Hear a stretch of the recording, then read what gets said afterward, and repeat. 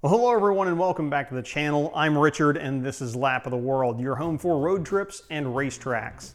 Now if you too would like to be wearing a stylish road trip and racetrack themed t-shirt, you can find them at teespring.com/lapoftheworld, link in the description. Shameless merch plug dispensed with, though, we are looking today at some late season maintenance on the NSX. You see, about a month ago I went and did some of this.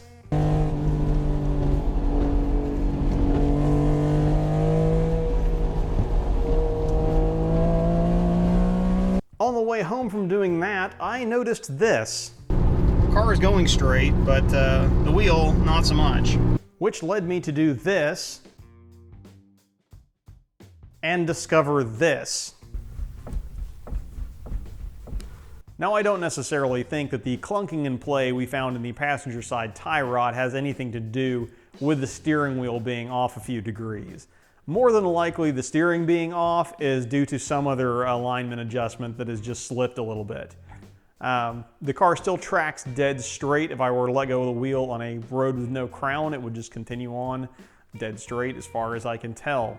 And it also has not, I drove it 15 hours home from the track after the event and noticed this, but in that entire 15 hours, I did not notice any additional vibrations or other odd behaviors that would imply something was loose or broken in the suspension.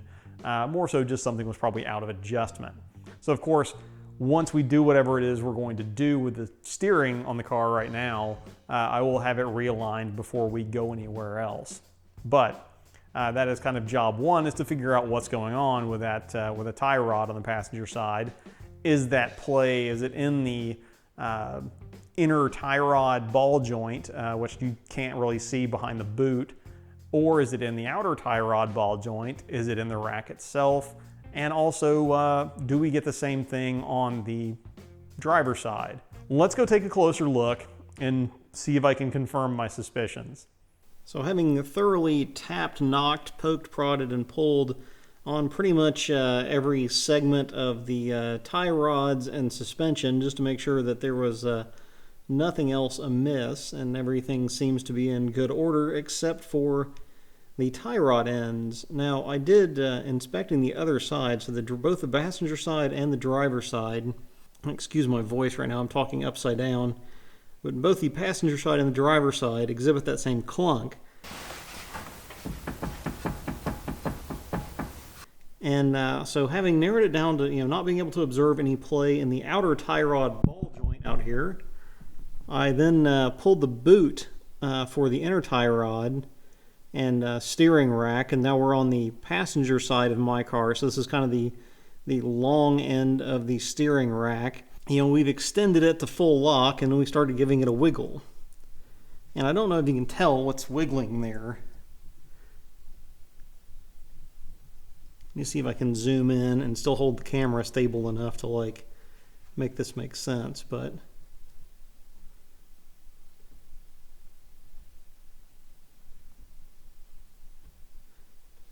and the astute among you, especially those of you who do work on NSX, will note that there is something missing.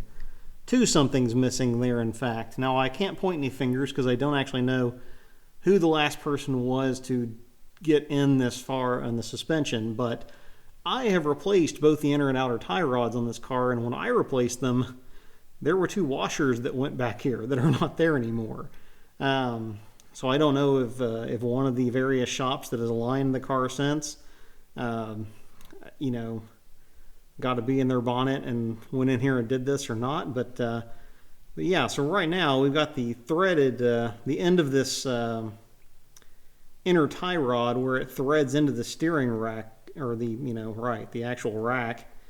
That appears to be a little bit loose. So that is actually not what I was expecting it to be, but I'll take it on balance. So the first thing I'm going to attempt is I'm just going to unscrew that.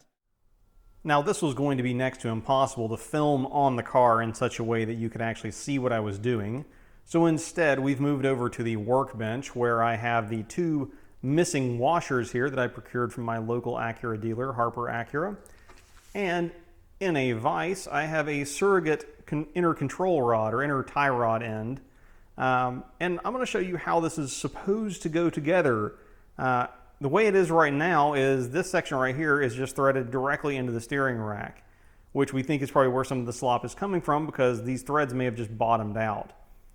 But the missing pieces actually do serve some important functions, the first of which I will show you now, because the first washer that was missing is a lock washer. These tabs go into their respective notches on the steering rack end, and then once you've tightened everything down, the top of this washer gets folded over these flats to lock everything in place. Without this, and especially as loose as we found ours, the rod end could in theory jiggle its way and rotate its way all the way back out of the steering rack, leaving your front wheel free to move as it pleases, which isn't a good thing. So that's the first thing that goes on is this lock washer, and these tabs go into their respective slots in the steering rack. And then we don't do anything yet because we have to wait to before we fold these over, we want everything tight. And there's one more washer to go, and this is a stop washer. The stop washer, it is important to note that this is a directional washer. You'll notice that this inside radius has a chamfer on this side, but not on this side. You want the chamfer facing out with respect to the steering rack, so this is going to be facing the tie rods. So it slots in and locks this washer into place a little better. Now once you have it like this, then you would go ahead and thread this at this point, thread the rod end into the steering rack. Make sure you locate the tabs into their slots, and then once that's locked down, then you take a screwdriver and you fold this washer. It's kind of made of thin metal so you can bend it. You fold this washer over these flats to lock everything in place, and then you should be good to go with no chance of your inner tie rod end making a bid for freedom. Working on the hypothesis that these two washers will fix both our slop and our clunk, let's go put them on the car, tighten things down, and see if that pans out. All right. Okay, so having now snugged up our connection between our inner tie rod and the steering rack here, before I go and crimp over the lock washer, I do want to give it a good shake here and make sure that we've actually taken care of our problem. So I'm going to get the boot out of the way and get a good firm grip on this little inner ball joint section. And silence is golden, and we appear to be done here except to rinse and repeat on the driver's side. No, I didn't film it, but I did crimp the washers over, I promise. I think the takeaway, though, from all of this is kind of twofold. One, never take a clunk for granted. And two, don't be afraid to check your mechanic's work. You know, I am notorious, however you want to put it, for doing that. And then, you know, I will call people out. I'm not trying to be that customer. But if you send me away with loose lug nuts or a hose undone or an electrical connector not plugged in that was clearly throwing error codes, all three of which have actually happened to me, then I'm going to make sure you know about it. Unfortunately, in this case, I do not have a culprit I can identify, other than not me.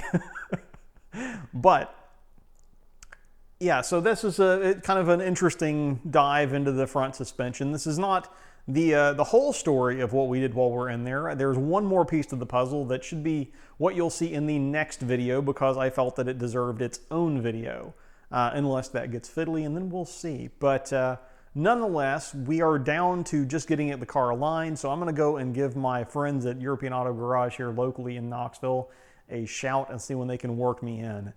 But beyond that, I think we should be ready to go for our next adventure. Right now, we are at least penciled in for the first weekend in November down at Roebling Road. So look forward to that. If you're in the area, check out Just Track It and sign up for that event. And otherwise, and as always, I'm Richard. This is Lap of the World, and we will see you all in the next video, if not at the track.